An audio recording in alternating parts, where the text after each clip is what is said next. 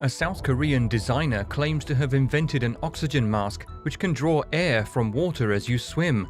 Called Triton, the mask is a mouthpiece respirator that allows users to breathe underwater simply by biting on the mouthpiece. Triton is a gill system that allows you to breathe underwater just like a fish. It's got microlithium batteries. The compressor is powered by a micro battery that is supposedly 30 times smaller than its contemporaries, but charges 1,000 times faster. It's got filters that allow the oxygen through, but not the water. It's so cool. It's just like that James Bond thingy. It's sleek, it's sexy, it's shiny. And I got so many requests to debunk this bullshit. The first thing is, there really isn't that much oxygen in water. I mean, let me just take two identical 1 litre pop bottles. The one on the left contains air, which is essentially a mixture of about 80% nitrogen and 20% oxygen. Oxygen's the important one, because if you don't get that, you die.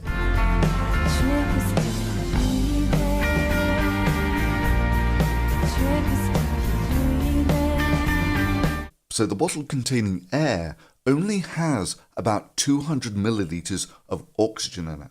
Now that might not seem much until you consider that the bottle of water only contains about 5 to 10 millilitres equivalent of oxygen. Remember, mammals, unlike fish, can actually drown in water, yet some of the most successful and largest aquatic animals are still mammals. Indeed, currently, the largest toothed predator on Earth is a whale. It can breathe this rocket fuel oxygen from the atmosphere and then dive a couple of kilometers down into the water, at which point their local life has access to only a tiny fraction of the oxygen that the whale has access to. And there it essentially has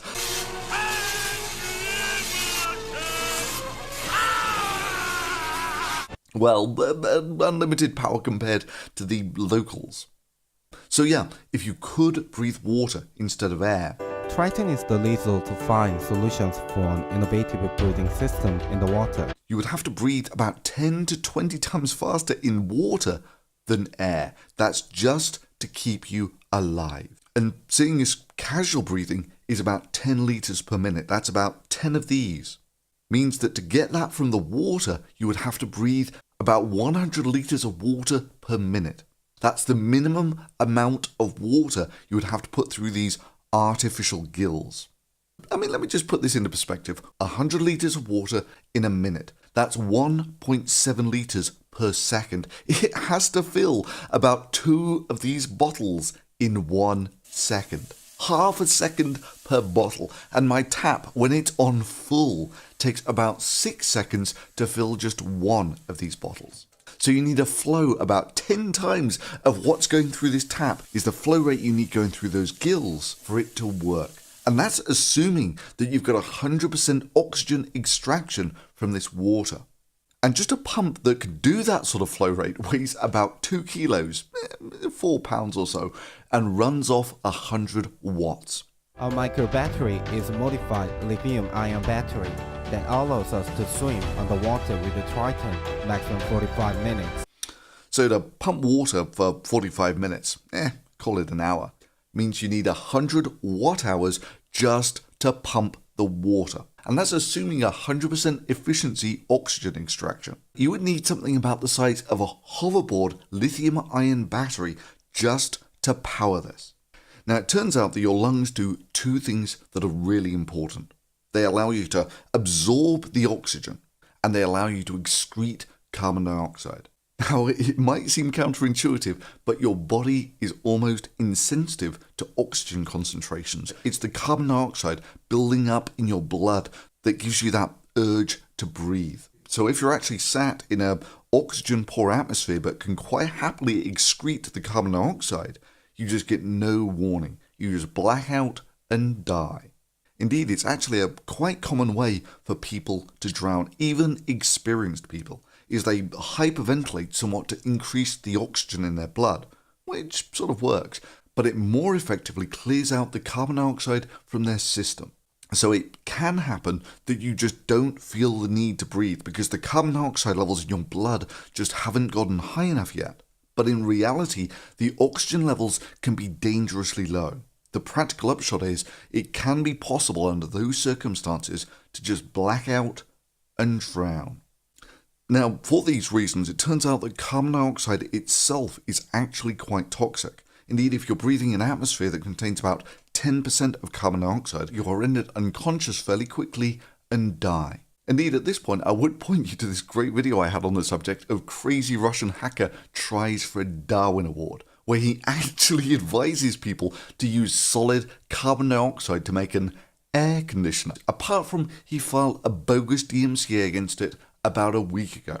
Yeah, who would have thought that after that Fine Brothers thing, that a popular YouTuber, a professional YouTuber of all people, would still be dumb enough to file a DMCA like this. But then again, maybe I shouldn't be surprised. The guy was dumb enough to try and make an air conditioner from solid carbon dioxide. Well, anyway, I filed the counter notice, so I guess shortly we'll see if YouTube is as eager to give out account strikes for baseless copyright infringement accusations as it is to give out account strikes for DMCA abuse. Now, the need to get that carbon dioxide out of your system and to get oxygen into it has long been known to divers, which led to the first rebreather system. You see, when you're breathing normally, you breathe in the air and you absorb about 25% of the oxygen, and you excrete a sort of comparable amount of carbon dioxide, and you're done.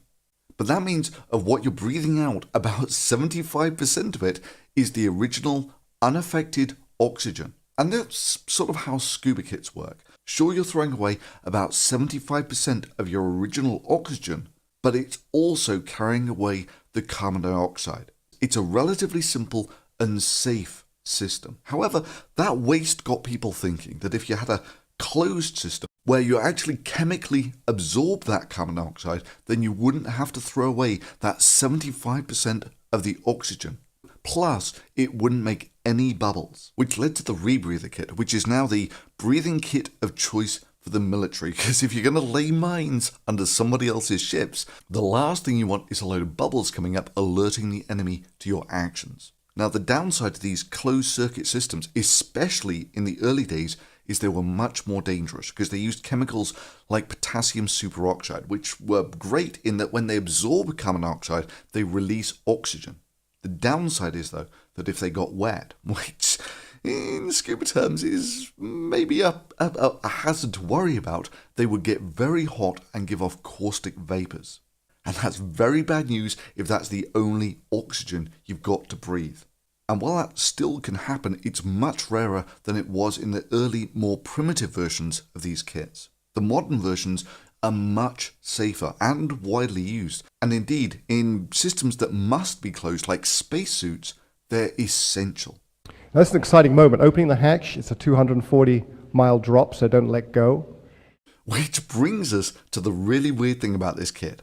Why is it called a rebreather? It makes no sense whatsoever. The minimum size for a rebreather kit is the volume of your lungs, because when you breathe out, that gas has to go somewhere, which means that the minimum size of a rebreather kit is about the volume of your lungs, which is significantly larger than this kit.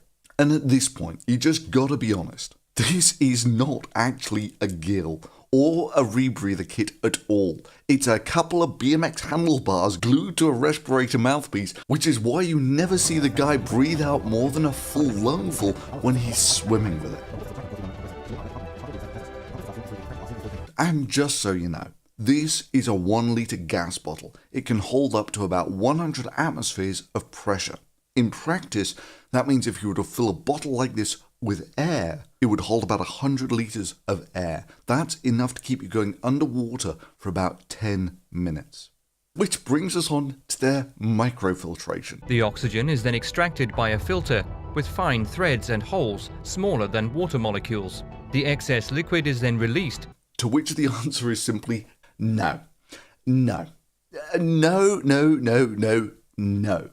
Firstly, it's impossible oxygen molecules are bigger than water molecules. So how can you have the big molecules going through the filter, but the small ones won't? I mean, this would be like getting a tea strainer and expecting the leaves to go through the filter, but have the water stay in the tea strainer. Then there's the simple practicality.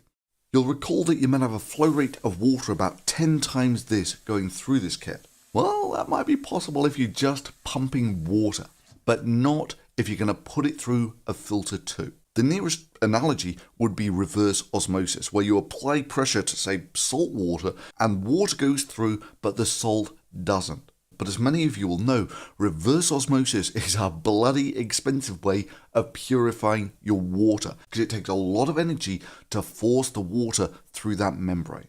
Indeed, even using modern kit, it takes about 3 kilowatt hours to purify 1 ton of water.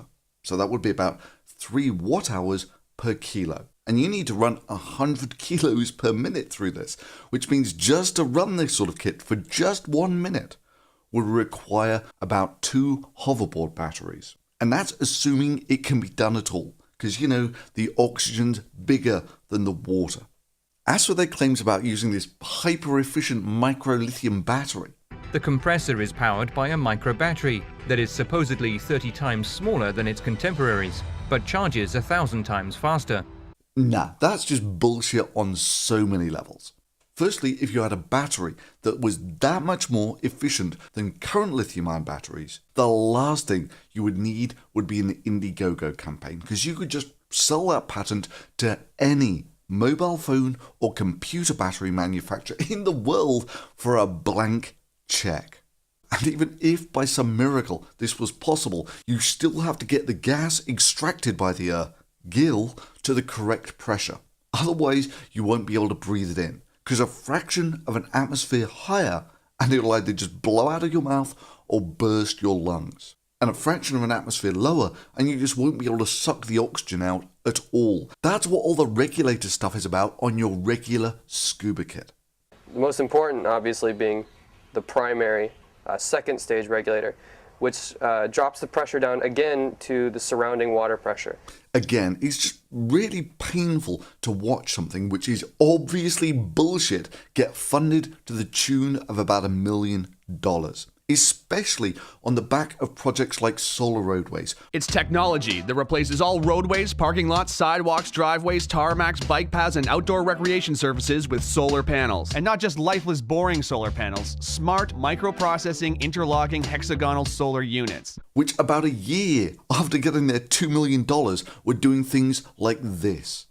You know, seeing if solar panels get more energy when they're flat or angled. Something that's been known since people first started using solar cells. Something that I managed to replicate in my bedroom with a solar panel from a local hardware store in about 20 minutes. Okay, so this is a really crude example. So I've got my solar cell hooked up to a multimeter and to an electrolysis cell. So basically, the more juice it produces, the more bubbles you're going to get here. So this is just an example of what it's like when the cell is flat, and what you'll see is as I raise the angle up, the volts go up and the number of bubbles go up till we get to, an angle which is basically pointing directly at the sun, which is when you get the most out of your solar panel. As I light down again, what you'll find is you get nowhere near as much out of it. And that took them over a year. The format of these things is sort of emerging as a fairly clear pattern. You get some bullshit and promote the hell out of it on old media, whose science correspondents just don't have a clue about what it is they're actually reporting on, and are effectively just acting as promotional tools for this bullshit. And then you just watch the suckers empty their wallets. And as it turns out, this was a bogus idea about 2 years ago. And look at all the revolutionary changes it's undergone since its initial release in 2014. Yeah, I mean, just look at all this promotion by scientific communicators. it can't be bullshit, right? Actually, in this case, I've got to give them partial credit. About half of the people who actually they cite here as featuring their product expressed doubts about its viability. But yeah, for the large part, now science communicator just means someone who basically reports anything a bullshit artist wearing a lab coat says. By simply replacing your engine with a system that runs on thorium, one of the densest materials known to man, you'll only need to refuel once a century. You may think it's too good to be true, but here I am, sitting on the proof. This chair is made from air carbon, a material that's doing its part to protect the Earth's ever-warming climate. Has anyone seen this video for solar freaking roadways? Yeah! I have seen the future, and it is solar freaking roadways.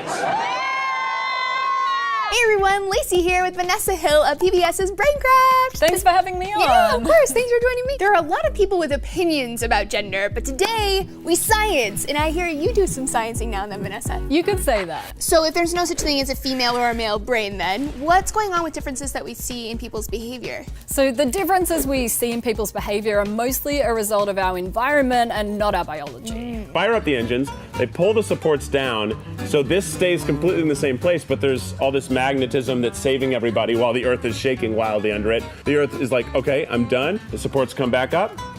Everything's good. So we were like, of course, you could probably, with a million engines, lift anything, but that's gotta cost a fortune. $13.10. What's your dream car? Something fast, sleek, fuel efficient? Well, mine is all of those, and it runs on salt water. Indeed, I'm now almost contemptuous of the name science communicator, because more often than not, they just end up, because of their lack of even the most rudimentary scientific understanding of the subjects they're meant to be reporting on, being pseudoscientific bullshit promoters who just end up undermining the credibility of real scientists.